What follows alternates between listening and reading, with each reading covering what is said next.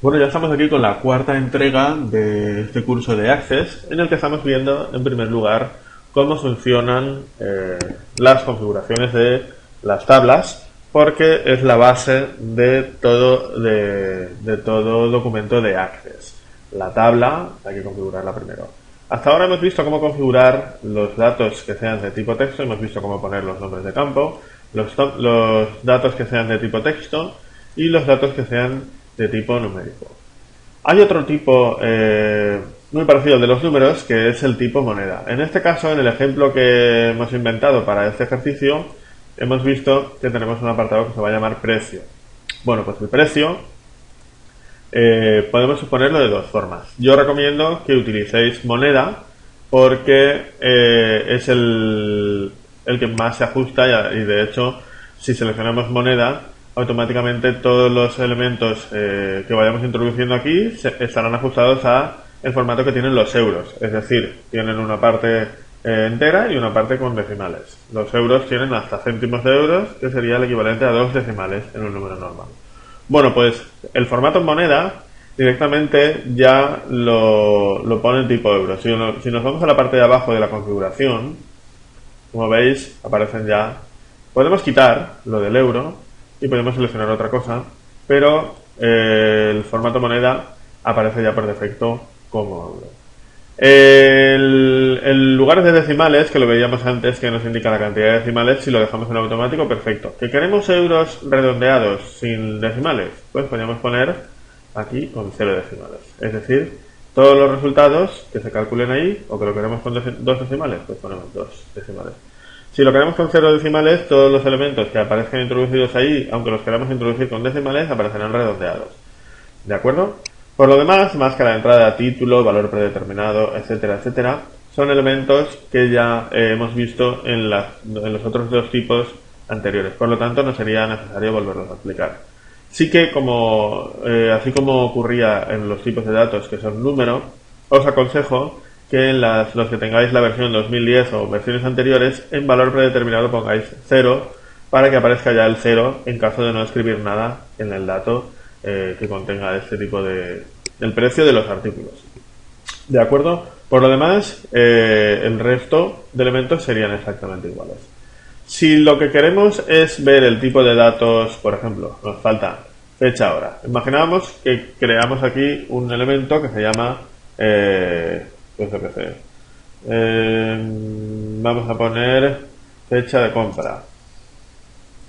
Por ejemplo, fecha de compra, utilizaríamos el formato fecha hora y dentro de fecha hora, aquí abajo, tenemos la opción en formato, como siempre, de elegir varios tipos de fechas. Si queremos la típica fecha normal y corriente, sin la hora, los minutos y los segundos, tenemos que elegir, por ejemplo, fecha corta, que es uno de los más habituales. ¿Vale? La máscara de entrada, el título, valor predeterminado, regla de validación, texto de validación, etcétera, funciona exactamente igual que para los otros tipos de datos. Otro tipo de dato que podríamos utilizar es el formato, por ejemplo, si no, que lo tenemos aquí, es ese de aquí, que este formato, ese tipo de datos, perdón, se utilizará para que muestre una casilla de verificación en la tabla. Es decir, por ejemplo, el producto, si queremos saber si está disponible o no, vamos a crear un campo que se va a llamar disponible, o sin interrogante, disponible. Y ese tipo de datos, como acabo de decir, será de tipo sí/no, es decir, que aparecerá una casilla marcada en el caso de que esté disponible y la casilla apagada en el caso de que no esté disponible. Con todo esto hemos visto todos los tipos de datos que contienen los tipos de datos, más habituales en una base de datos. Pero también en otro vídeo os enseñaré cómo configurar o para qué sirven los otros tipos de datos que aparecen aquí.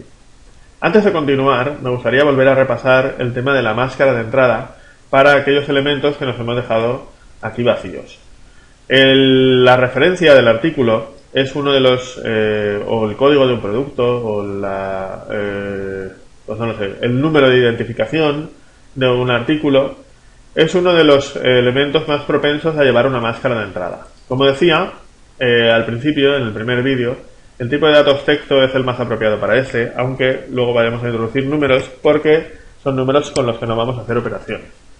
Vamos a poner una referencia, en este caso, que esté formada por 3 letras, un guión y 2 números. Bueno, pues ¿cómo pondríamos esa máscara de entrada? Como explicaba en el primer vídeo, las máscaras de entrada pueden estar formadas por letras, por números, por letras y números mezclados y por elementos que no sean ni letras ni números. O que sean letras y números, pero que siempre sean esas letras y esos números y no se puedan cambiar. Bueno, pues si yo lo que quiero es que la referencia de los artículos esté formada por 3 letras y luego 3 números, pondré 3 letras y luego 3 números, o 2 números, perdón, como he dicho antes. Eso significa que podremos escribir como código o como referencia de artículo, por ejemplo, ABC, que son 3 letras y 2 números, 01. ABC 01. O podemos poner BAB 45. ¿Vale? Son 3 letras o 3 números. Si yo quiero poner un guión en el medio, como es una parte fija, el guión os aconsejo que lo escribáis entre comillas. Es decir, ahora me saldrán 3 letras cualquiera y 2 números. Si yo a continuación, por ejemplo, quiero que me aparezca la palabra producto, pues escribiría otra vez entre comillas, a continuación, producto. Entonces la referencia de cada artículo estaría formada por 3 letras cualquiera, un guión, 2 números cualquiera y luego la palabra producto. Fijaos que la palabra producto contiene 1, 2, 3, 4, 5, 6, 7 y 8 letras. Pero no he tenido que poner 8 L's, sino que yo quiero que salga la palabra producto y que no se pueda cambiar por otra. ¿Vale? Pues esto lo he puesto como ejemplo para que veáis distintas formas de máscaras de entrada. Aún así, dedicaremos un vídeo exclusivo para explicar las máscaras de entrada. Voy a probar a borrar esto último, sí que voy a dejar la referencia o la máscara de entrada que acabo de seleccionar para este artículo en concreto. Y en el apartado de categoría lo vamos a dejar como aparece por defecto, aunque sí que le voy a pedir que lo saque en mayúsculas. Recordad que para ponerlo en mayúsculas necesitaremos poner en formato mayor, el símbolo mayor que. Y nada más. El último elemento que nos queda por ver de la configuración de las bases de datos es esta llavecita que aparece aquí, la clave principal. ¿Qué es la clave principal? Pues la clave principal no es ni más ni menos que un elemento que pondremos a aquel campo, el cual vaya a ser independiente registro a registro. Es decir, que no puedan existir 2 campos dentro de esa tabla en concreto, que es la de productos, que tengan exactamente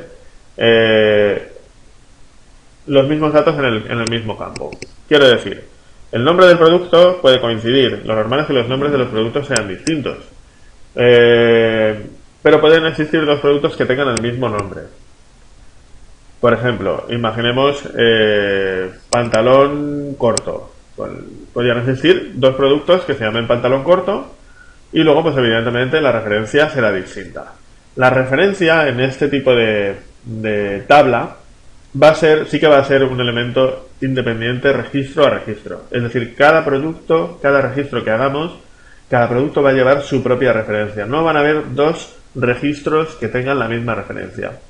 Igual que no pueden haber 2 personas que tengan el mismo DNI o no pueden haber 2 ciudades que tengan el mismo código postal. Bueno, pues esos elementos que son distintos registros a registros en una tabla concreta son aquellos que deberán llevar la clave principal. ¿Y cómo cambiamos la clave principal a un elemento que no sea el primero, que es en el que aparece por defecto? Pues simplemente nos situamos sobre el producto y pinchamos aquí arriba donde tenemos la clave principal. O del mismo modo, podemos pulsar el botón derecho como acabo de hacer yo y desactivarla de uno y ponérsela con el botón derecho a otro. O directamente con el botón derecho sobre uno de ellos se cambia de posición. Ya veis que hay 2 formas distintas de poner la clave principal. No intentéis arrastrarla desde aquí porque eso no nos permite modificarla. Un elemento que me ha dejado en blanco es la descripción, que a modo de ayuda al usuario podríamos escribir aquí qué tipo de datos vamos a introducir en nombre. Podríamos poner, pues se introducirán los datos, los nombres de los artículos introducidos en la tabla, por ejemplo, y aquí la referencia, que estará formada por 3 letras y 2 números separados por un guión, etcétera, etcétera. Como son datos que simplemente son informativos, no es necesario que los hagamos y vamos a pasar directamente a ver cómo quedaría la tabla. Para volver a la tabla, acordaos que tenemos dos posiciones de visualización de las tablas. Bien, podemos usar este botón y pulsar directamente aquí, que nos va a preguntar si queremos guardarla ahora, o bien botón derecho y vista de hoja de datos. Como veis, el de las dos formas nos va a preguntar si queremos guardar la tabla. Vamos a decirle que sí. Y como veis ahora, estamos otra vez en la tabla y tenemos aquí todos los elementos que hemos ido introduciendo. Nombre, referencia, categoría, precio, unidades, fecha de compra y disponible. Como veis, una casilla de verificación y nos permite... Vale, vamos a ver, me ha aparecido aquí un error porque he dejado un campo vacío. Si queremos empezar a introducir los datos, simplemente hacemos clic en el primero de ellos y vamos a poner, por ejemplo, como decía antes, camiseta. Y de referencia vamos a poner AAA01. En la categoría vamos a poner categoría ropa. De precio vamos a poner 15, unidades 20, fecha de compra, podemos elegir aquí la fecha de compra, pues hoy mismo, 15 del 3 de 2015. ¿Está disponible? Vamos a poner que sí que está disponible. Para pasar al siguiente campo podemos utilizar el tabulador o bien pinchar directamente con el ratón en la siguiente casilla. Vamos a poner otro registro más. Vamos a poner otra camiseta. Camiseta. Y esta va a ser la AAA02. Categoría la misma, ropa. Vamos a poner de precio 2 euros. Unidades 10. Fecha de compra. Pues vamos a poner el 2 del 3 de 2015. ¿Está disponible? Disponible. Vamos a seguir poniendo cosas. Vamos a intentar introducir, por ejemplo, zapatos. Como veis, antes en la configuración de la tabla habíamos puesto que solo podía ser, en la regla de validación habíamos puesto pantalón o camiseta o bolso o falda. ¿Qué ocurre si intento escribir otra cosa? Como os explicaba, que me aparece un mensaje de advertencia. Solo puede ser pantalón, camiseta, bolso o falda. Por lo tanto, esto que hemos puesto en la regla de validación y en el texto de validación nos permite restringir el tipo de datos que queremos introducir aquí. Vamos a poner pantalón, ahora sí, pero lo vamos a poner con la tilde.